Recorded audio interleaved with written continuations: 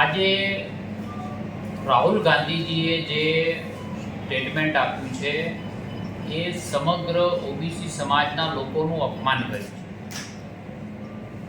OBC સમાજ જ્યારે નરેન્દ્રભાઈ જન્મ્યા ત્યારે એ પ્રકારે કોઈ જ્ઞાતિ ક્યાંય અસ્તિત્વમાં હતી જ નહીં. એ ફોર્મેટ જ નહોતું, માત્ર એસસી અને એસટી હતું. કોંગ્રેસ સરકાર આટલા વર્ષો રહી તો પણ ક્યારે બક્ષીપંચ સમાજ છે અને એને ક્યારે ન્યાય આપવાની વાત કરી હોય એને કોઈ બંધારણીય રીતે પણ ક્યારેય જોઈ નથી.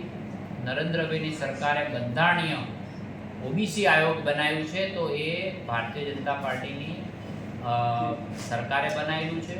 અને આ જે સ્ટેટમેન્ટ આપ્યું છે એનાથી સમગ્ર ઓબીસી સમાજના લોકોનું અપમાન છે. જાકારો જે પબ્લિક આપી રહી છે એમને જ્યારે લોકોનું મત મેળવવાનો હોય છે, જનાધાર મેળવવાનો હોય છે, એ દિવસે ને દિવસે ખસકી રહ્યો છે. એટલે આવી વાત રાહુલ ગાંધીએ કરી છે અને હું માનું છું કે દેશના ઓબીસી સમાજને એમને માફી માંગી